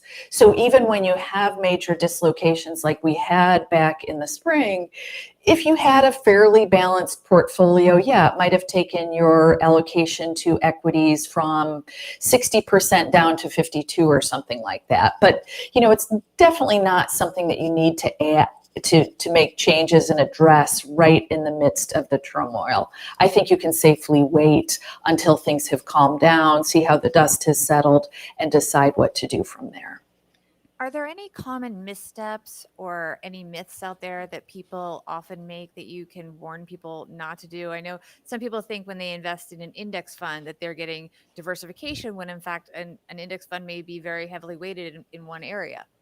Well, that's a great one. And certainly we've seen this explosion of passive products. And, it's funny, I began my career at Morningstar as kind of a fund researcher, studying actively managed funds, and there are certainly some great ones, but increasingly I've gravitated to passive products. But it's interesting when you look at this explosion of niche products in the passive space, some of the thematic funds that have come online or the sector-specific funds that have come online are very concentrated in individual holdings. So even though you can safely buy a broad total market index fund and know that you're getting broad-ranging exposure to all of the stocks in the U.S. economy, if you fine-tune it more and you're buying more narrowly focused investments, that's not necessarily buying you diversification. So that's certainly one myth that's out there. Another one that's been top of mind for me recently has been this idea that foreign stocks will always underperform U.S. And we've seen, speaking of different asset classes perform differently, we've seen foreign stocks really underperform U.S. over the past decade. But these things really move in cycles.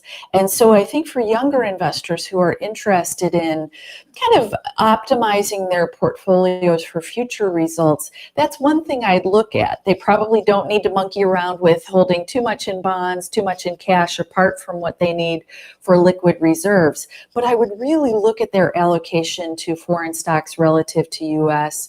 When you think about sort of the global market capitalization, foreign stocks are less than half of the total global market cap. Most of us don't have anywhere near that much of our total equity allocations in foreign stocks. So I'd take a look at that, because foreign stocks won't underperform forever, I promise you.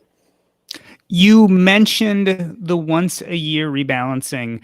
Let's get a little more granular on how exactly you do it. And in fact, Rosie Stacking Benjamin's asked, is there an easy way to rebalance without digging into all the details? I don't recall a rebalance button or option.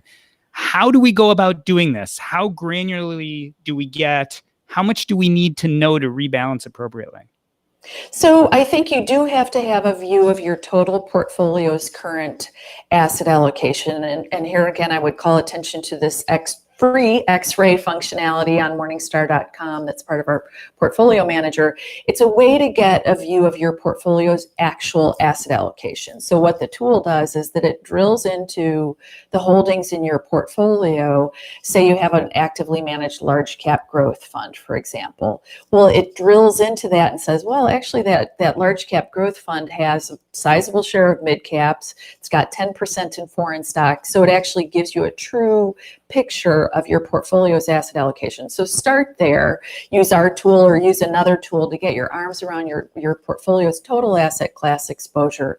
And then make sure that you have that target allocation. I would say that's mission critical no matter what you're doing with your portfolio. Have some asset allocation framework that makes sense for you given what you have going on in your life, and then just compare the two. And so if you have been hands off for a while now, and certainly the great market environment that prevailed for the better part of the past decade made that really, really easy. But if you have just kind of been letting things ride for the past decade, and meanwhile you're 10 years older and you're getting closer to retirement, take a look at where you stand relative to that target. And here again, I would call out target date funds as being a really good, quick and dirty view of what are professional asset allocators recommending for people like me, people at my life stage. That's a good shortcut if you have no idea where to start with respect to asset allocation. And TDAS asks in the comments, should you consider things outside your brokerage account when looking at your asset allocation and rebalancing? Good question. And I think it really depends on what you're trying to do and what you have the funds earmarked for. But a lot of us have little pools of money here and there, all of which is geared toward our retirements. So my thought would be to bundle them all together when you're trying to get a read on your total portfolio's asset allocation. So round it all up. Round up your spouse's accounts, assuming that you and your partner are saving for retirement together, and my hope is you are. Round it all up and take a look at that total portfolio's asset allocation. You'll also potentially be comforted by the size of that aggregate balance versus looking at all these little onesie accounts. Round it all up and look at it all together if you possibly can. And this all makes me think that it can become quite complicated. You've mentioned some tools, but it does also beg the question, is this something the dabbler can do? Is this something that the self-investor who spends an hour or two a month looking at their investments, are they capable of doing such a thing? Or is this something really you should work with a financial advisor? Well, I guess it depends on how engaged you are. I think life stage is absolutely crucial in this discussion. So for young accumulators, less is more in terms of monkeying around with your portfolio. Generally speaking, if you're, under 40, under 50 even, I think you can safely run with a very hefty allocation to stocks because, look at the facts on lower risk securities today. Yields are very, very low. So to the extent that you have investments in them and you're young and you have that long time horizon, those will drag on your portfolio's return. So keep your hands off, keep your mitts out of your portfolio. You probably don't need to engage in a lot of rebalancing. On the other hand, I think this becomes more important as you get closer to retirement. And this is something that I think is really under-discussed, is just how valuable rebalancing can be in retirement. Because, again, we have this era of very low yields where you've got income-centric retirees who are looking at yields of 1%, 2%, 3%. Potentially, it's not enough to provide them with the cash flows that they need in retirement. The nice thing about rebalancing is that you can use it as part of your cash flow toolkit. So maybe you can, harvest your portfolio's organically generated yields, but not go out of your way to reach for income producing securities. But periodically, once annually, take a look at that portfolio and just see where things are. So at the end of 2019, for example, you'd be looking at your portfolio. It was a great year for the equity market, not a bad year for bonds, but great year for stocks. Pre-pandemic, you probably would have been doing some stripping back of the equities. You could plow that money into cash. That sets you up for your cash flows in the year ahead. I think it's just a really terrific way to broaden out your sources of cash flow in retirement above and beyond the income generation that's happening in your portfolio. Yields are so low today. You need to do something else. Money Saver here in our audience has a great point, saying you have to look at the whole portfolio, which includes 401k, Roth, IRA, brokerage, HSA, which is health savings account, which is relatively new. You don't just rebalance a single account type, correct? I mean, we really have to, you can't just say, well, each bucket is not separate. It's your total picture. Such a good point, Bobbi. So you want to pick your spots, but look at the total portfolio in aggregate. Again, focus on those tax sheltered accounts when determining where to rebalance.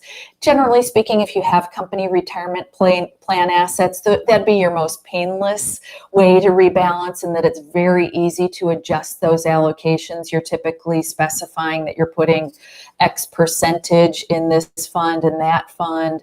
And so it's very easy to move those allocations around. And usually you have an opportunity to do rebalancing either on your existing portfolio, so where your holdings stand today, and also where you want your future allocations to go. So I think that's probably the best place to start if you're working that maybe where most of your assets are anyway. If you've been a job hopper, chances are you've got most of your money in an IRA and you'll need to do your rebalancing there. But definitely concentrate your energies in those tax sheltered accounts. But look at the whole thing when deciding whether your asset allocation makes sense. We're going to be bringing Josh back in a moment, but you mentioned that especially in retirement, rebalancing can be very important. Are there other markers, times in life, or ages in which you should change your rebalancing habit either more or less frequently? I think in those pre-retirement years, that's a good time to get in the habit of doing a once annual rebalancing, or at least a good once annual thorough checkup on your portfolio. And the other good thing is that in addition to checking your portfolio, you can also do kind of a wellness check to see if that portfolio is on track. Those years, sort of the empty nest years when maybe kids have gone through college and you and your spouse are still working, those can be terrific years to accelerate your savings rate.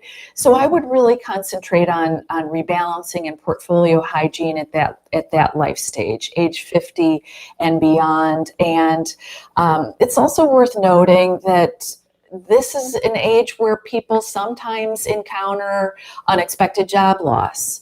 And it can be difficult to replace that high-paying job. The most remunerative jobs can be difficult to replace. So you want to start looking at your portfolio with an eye toward, well, what would I do if I encountered emergency income disruption late in life? And so you want to think about setting aside some assets in safer securities to protect yourself if you happen to encounter such a situation, or a health event, or something that derails you from continuing to work earlier than you expected to.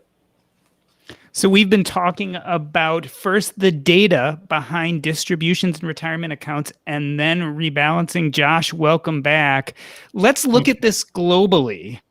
What effect do you think this pandemic and recession is going to have on retirement savings long term? We called this restacking Benjamins. There was a great pause, and now we're resetting. What is going to be the long-term effects, do you think, on people saving for retirement? Well, I'd be lying if I knew precisely. You mean you don't know? What do you mean? What does the data tell us? Yeah, well, there are some good data points out there. The Employee Benefits Research Institute did some estimates very early on, and they do a calculation that is sort of like, what's the savings deficit in aggregate? And they thought that maybe it could add another 3 or 4% in aggregate to the total. But hey, guess what? The market came back 30+% in the next 2 weeks. I think the bigger issue, and this was raised earlier, is job loss, and whether or not that causes people to dip into savings at precisely the time that they can least afford it. Because the problem with retirement for many people is their own longevity. And it's really difficult to self-insure against longevity.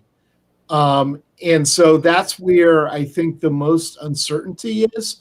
for many people. And I know Christine brought up just a moment ago the importance of having emergency savings, because just as saving for retirement is a critically important behavior, having some cash on the side for the unknown is equally as critical, because that can prevent you from having to do the very things that you just don't want to have to do when it's the worst time to in fact do it.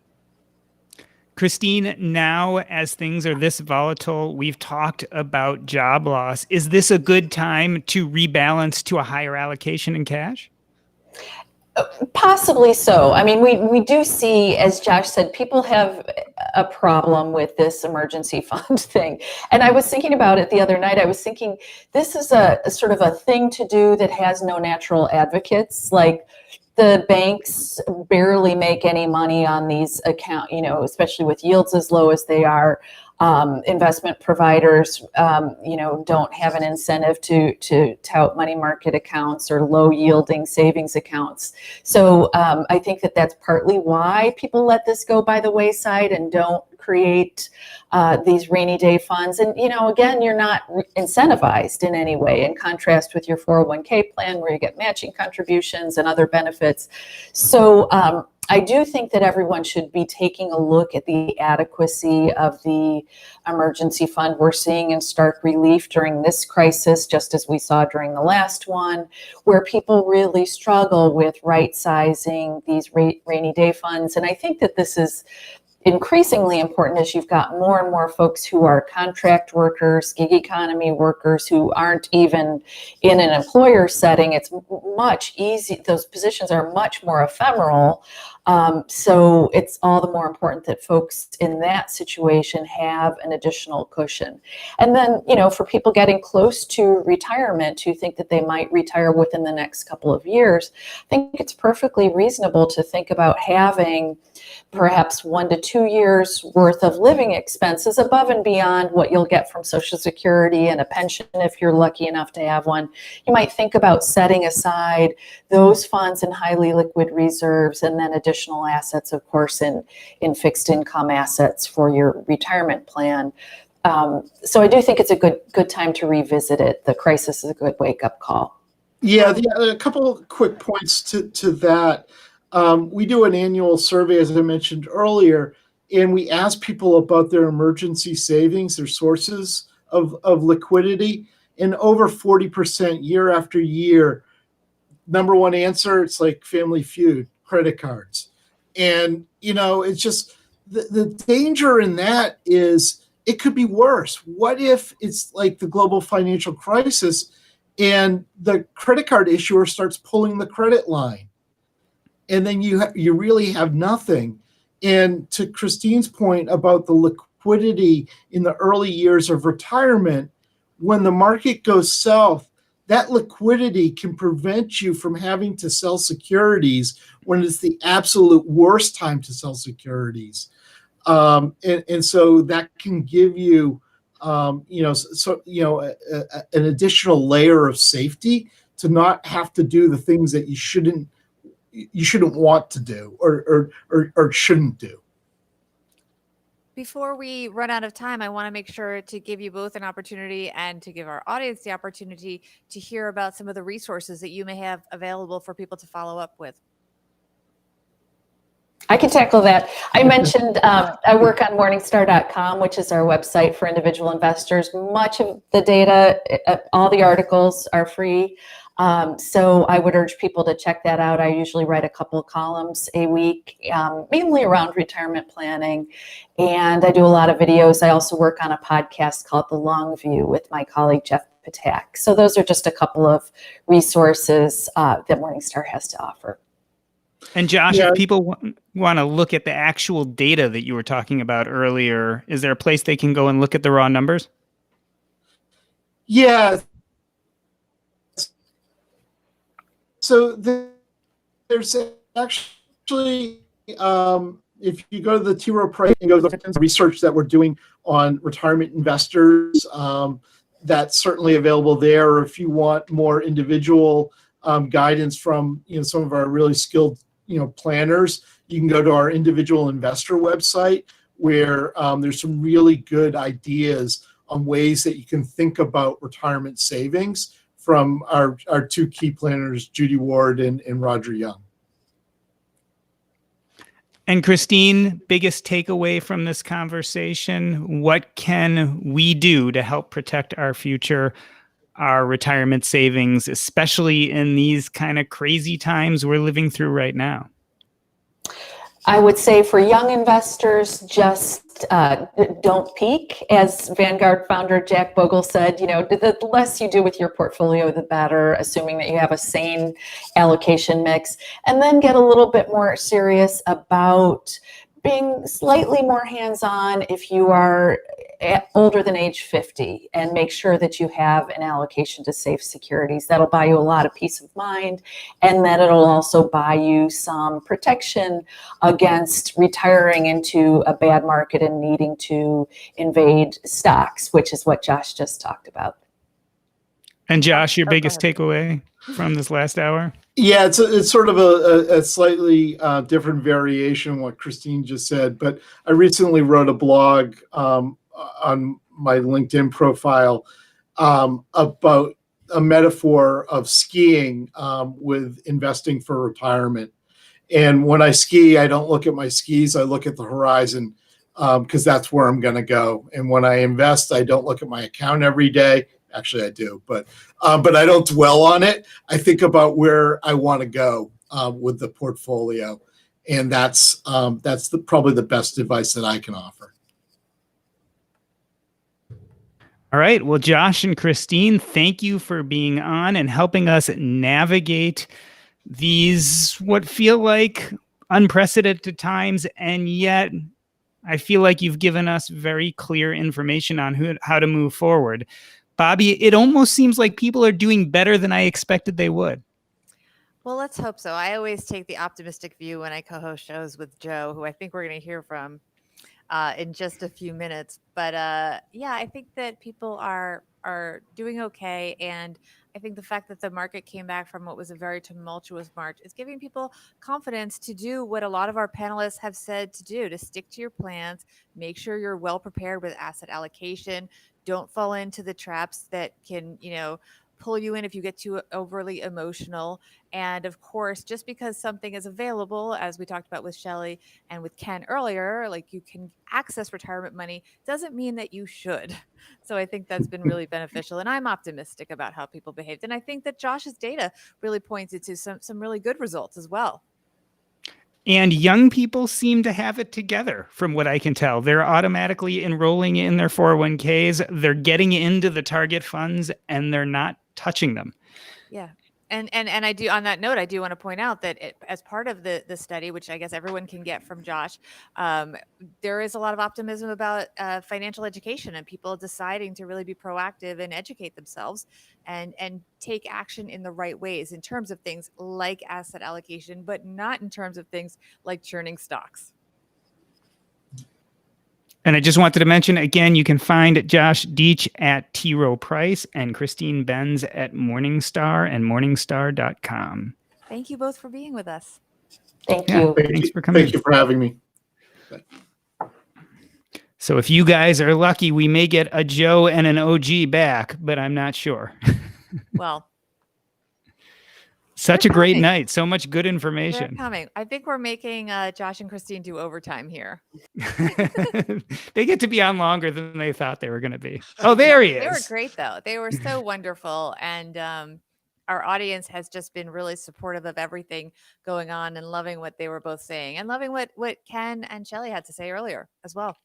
I'm going to bring OG on in just a second, guys, but I want to show, because what Christine talked about, the tool that she talked about, that X-ray, I really like that tool as well. I mean, all four of these companies have such great tools to use, but I did pull up this X-ray, and you can see from this that you put in your funds and you can really see how you're, and I just put one fund in. But this is the what an S&P 500 fund, so it's going to be 95% United States, but it shows everything about your fund. Actually, I take that back. It's a fund called the Spyglass growth institutional class shares. Not a fund that I really know, but anyway, so many great tools that all these companies have, and that's just one. That Morningstar tool I use quite often. But let's get OG back here, and we will finish up the evening.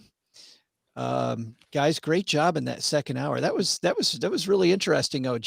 The idea that I come away with, and OG, I think I'll start with you, is that while maybe the events are different than the last downturns that we've been through, it sure feels like the advice is the same. Yeah. I've been saying this over the last couple of months. Right now we are living all of this kind of day to day, and every day it's a new kick in the face, and some days a little less of a kick in the face. But just like it was in 2008 for those of us who experienced that, or the recession that happened after 9/11 and kind of prior to that and leading into that as well, right now we think of those events as simply bullet points.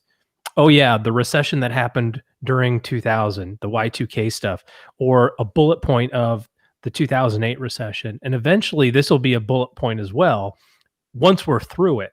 The hard part is every day we see new information that's like, and it's not super fun to live with, but on the backside of it, it always ends the exact same way. So there is no such thing as this time is different. It may take longer, it may be shorter, it may be faster, it may be steeper, but on the other side of this, it will just be a bullet point, thankfully, in the collective lifetimes of us all. And we just have to keep putting one foot in front of the other regardless. So keep on keeping on. Yeah. Bobbi, what was your biggest kind of takeaway from tonight? I think that it's important that we take action when appropriate and no action when not appropriate. So like an action point right now for everyone, and I believe it was Ken that said this, was not only did the tax deadline move, but your deadline to contribute to your retirement funds, whatever it is that you are focused on, whether it's a 401k with a big employer, or you have an IRA, or you can do Roth IRAs, whatever it may be, you have more time to make that choice. So you should do that. If assuming it fits into your strategy and you can afford it, find a way to afford it. Really try, because that's the best way to be saving, and then lay off the money. That's where you don't take action. After you've done the action of putting it away, and proper asset allocation, of course, as Christine taught us, just stick to it. Yeah. I like step away from the computer. Well, and it's funny when you talk about doing that, we started off tonight with how much better people feel if they have a plan, right? And so there's no time like right now to just sit down, and it doesn't have to be perfect. Like OG, you said earlier, our friend Carl Richards at the New York Times, put it on a napkin. It can be one page. Yep. It doesn't have to be something super dramatic. Doc, how about you? What was your big takeaway tonight? My big takeaway is optimism. Look, I think our young people are starting to really get it. And I think the rules are the same as the rules have always been. Yes, the details have changed. Yes, there's new legislation because of COVID, but it's still the same. It's make money, save money, budget, put away money for retirement. Don't touch that money once you put it away for retirement. Do the best you can. And this is time-treasured financial advice. And it's really nice to get a group of 4 experts together and have them tell us that we are not crazy, that these feel like different times, but the advice is still solid. We need to take care of our financial house, and we know how to do this. And I think we can get through it by being smart. And I just, appreciate all that great input of what we should do. Yeah, I remember back when this all started, in the first couple of weeks, somebody gave us this critique that we're just talking about the same fundamentals. At that point, I thought, OG, that we could just ignore it because the fundamentals are and always have been important, no matter what the downturn is. Turns out that this went a little longer than we might have thought, and so we maybe needed to address why the fundamentals matter. Well, I don't think that we actually missed the mark there, because during the most chaotic times, either on purpose or by accident, we kind of didn't pay it any attention, which is probably what you should do. And that was what, everybody said today too, is there's things to pay attention to and things to not pay attention to. The daily price fluctuations of Hertz or insert whatever stock you want to, think about. It doesn't matter, where it's going to be in 20 years from now. That's what matters. And the only thing you can control out of any of this is whether or not you put money away, like Doc said. I mean, it's if you can have the best asset allocation in the world, you can have the best stock picking in the world, but if you don't put any money away, it doesn't matter. So do the stuff that you can control and focus on the other stuff later. I like P Flyer right here. We got this. Everything will eventually be okay. There's Mom says this too shall pass. Thanks for that, Dylan. I have to do this. So I think it's probably time to land this plane, guys. There you go. I don't mind. We had to have one. We do have some winners. Gertrude has told me who the winners are. So I'm not surprised because he contributed a ton. But this book, The Cash Machine, by Dave Mason, heck of a guy, very great novel about financial independence. And this is going to Sanjay. So Sanjay, congratulations. Sanjay, it's a great book. Great book. Yep. Sanjay did I got that one. Sanjay says, "Oh, gee, looks pissed." Only because I didn't get it. I was really hoping that maybe I contributed the most today, and therefore I would get the book. But yeah. So Sanjay, it's Gertrude at StackyBenjamins.com. Get her your information, and she's going to get this to you. And then let me see what we've got next. Next is Elena St. Clair. Gets Elena can have it all, or Alana can have it all, just not at the same damn time. Alana, you can't have it all at the same damn time. But Alana's taking that one home, and then I think hold on. Oh, and then Thomas Burns. Thomas is getting delusional altruism. Story about giving, and this is something good, Bobbi, that you and I have talked about a little bit on Money with Friends, about just, this is a time when, man, we need to remember our community and be out there in the community, and giving is so important now. Ta-da. Ta-da. All right. I think we did it, guys. We have anything else over here? Thank you so much, everybody. Bobbi, what's coming up next on Money with Friends? Oh gosh, Joe, why do you do this all the time? You put me on the spot, and now I have to think through, because we're recording this differently from when the audio is going out, and I'm so lost with the calendar at this point. Well, let's do this. Your upcoming vacation, and we're filming everything out of order. I have no idea what's coming up, but every show is better than the last. That's all I'm going to tell you. That's exactly right. Yes. That's it. Money with Friends, Monday through Saturday. We have shows there, and 8 distinct and diverse thought leaders with us. You people can say from the website. all different points of view. Moneywithfriendspodcast.com. Very well said. Thank you. We have socials too. At Money Friends Pod on both Instagram and Twitter. Nice job. Doc, what's happening at Earn and Invest? Before I do that, I just want to point out that the reason the calendar is all screwed up is because of you, Joe. Just remember that. Yes. It's all your fault. 1000% is the case. The 3 of us who work with you. I'm not saying anything here. I'm just all right. So on Earn and Invest tomorrow, we are dropping an episode with Tanya Hester about fighting injustice as a non-person of color. We do a deep dive on what's been going on and what we can do about it. It's a great conversation. We actually captured the video as well as the audio. So the audio will be coming out tomorrow. I will not tell you when the video is coming out, but it will come out soon. I want to put Phil up here. Just got here. He's here for the best part anyway. You didn't miss anything. Don't worry about it, buddy. just as we went. And by the way, glad you could make it for the goodbye, Philip. the resources. We do have a resource page that Richie on our team created. Here is the link for everything. Actually, that one's wrong. It is this one right here. It's all falling apart. There we go. Yes, we were moving so well. StackingBenjamins.com/YouTube-live. I think Joe should get a vacation. Well, Philip says, can't wait to hear about my vacation. Anybody want to see my slides from Bavaria? No. Yeah, right. No. All right. On that note, OG, what do we got coming up? This is on the Monday feed this week. We're going to talk about insurance. The same thing that Bobbi did. I don't have any idea. Recording so much, I can't keep track of what's what. But I know it's on the Monday show. Come on, we do 6. Yeah.